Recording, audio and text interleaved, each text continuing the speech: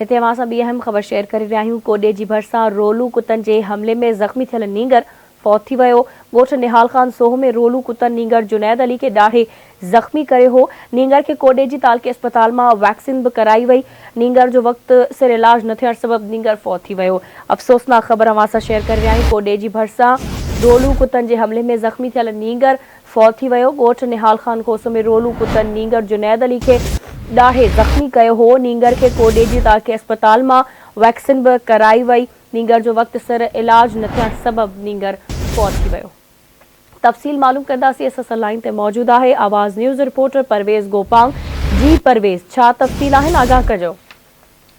जी बिल्कुल ॿुधाईंदो हलां। कोडी जी जो ॻोठ निहाल ख़ान सोह में रोलू कुतनि 10 साला नींगर जुनैद अली के ॾाढे ज़ख़्मी कयो, जंहिंजो इलाज भी करायो, पर ज़ख़्मनि जा सूर न सहंदे नौजवान फौत थी वियो। जॾहिं उनजे वारसनि जो चवणु आहे त इलाज में गिफ़्ट सबब जेको नींगर फौत थियो आहे ऐं जेको अस्पताल इंतज़ामिया आहे उन्हनि सही तरीक़े सां इलाज न कयो आहे। जॾहिं त MS पारां हुकुम ॾींदे चयो आहे त मां इंक्वायरी विहारी आहे, अगरि कंहिं भी डॉक्टर जी ग़फ़लत हूंदी उनजे ख़िलाफ़ कार्रवाई कई वेंदी।